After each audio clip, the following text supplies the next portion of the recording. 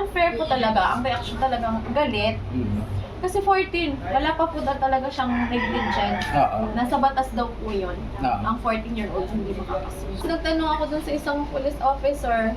Sabi ko, ma'am, officer, bakit walang isang bata, ang 14-year-old, bakit isa lang po ang nandito?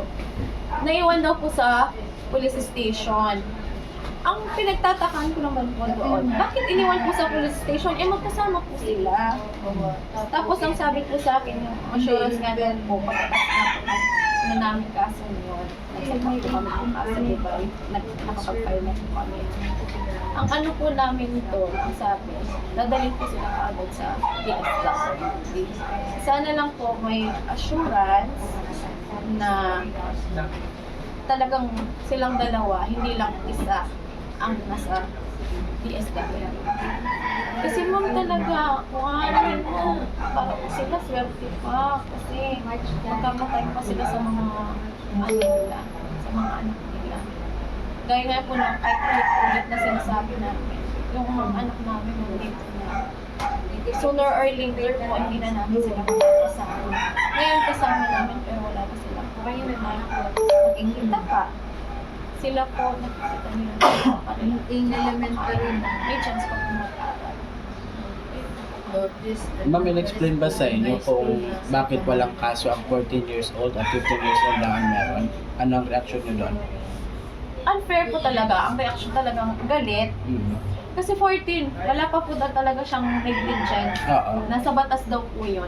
Ang 14-year-old hindi makakasunod. So, in what way na gusto nyong makuha ang hustisya kung gayong 14 Lagi years po, old di lang ba, siya? kahit nung in-interview niyo po, nag-interview na po kayo. Kung hindi po mapapanagot ang bata, ang magulang. Ang magulang po. Kasi sa kanila po nanggaling yung natutunan ng bata na paano bumaril. Paano po nakuha ng bata ang baril. Kasi kung tinago po nila yan, hindi po yan makukuha ng bata. Kung talagang sinafety po nila yung mga ano nila, mga gun po nila. Paano po silang dalawa talaga, tag-isa sila. Paano po namin yung tulad na lang po ng mga bala. Ba't ang daming bala? 40 po. Kung di ako magkasama, ang 40 po na bala ang na po sa crime scene, sa situla.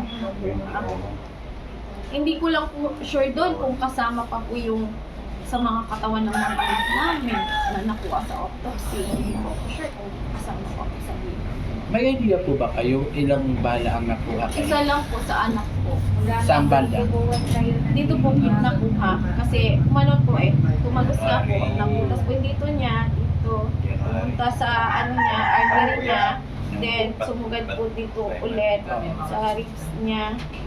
Doon po, hindi na lumabas. Unlike po sa mga kasama niya kung tagos po talaga sa puso.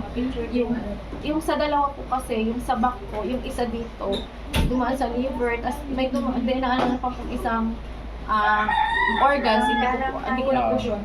Hanggang sa pumunta po talaga sa puso na, tagos na po, gitna ng puso nila. Ano yung final yung case kagabi? Ano po, kasi sabi ko kanina, Frustrated murder. Opo. Bilang Ano po, 3 counts po, 3 counts po. Frustrated murder, tsaka murder. doon sa 15-year-old. Sa dalawa po. Sa dalawa. Pero yun nga po, inuulit-ulit po. Nasaan po ang 14-year-old kagabi? Pero hindi ko po naman po sinasabing hindi ako naniniwala po sa napagtanungan ko kasi alam po kung hindi magsisinungaling ang mga pulis kasi sila po mismo talaga din yung tumutulong po sa amin. Talagang hindi din po kami pinapabayaan. Yun lang po yung tanong. Sa proseso ng investigasyon ngayon ng otoridad, so far hindi naman kayo parang nababagaanan or Sa pag-ano po sa pag-asikaso ng hindi kaso. po ang inaalala ko talaga. Yun na kung nasa ng bata. Kasi ang isa lang po talaga. Maka po hindi po ako pwedeng magkamali. Wala po.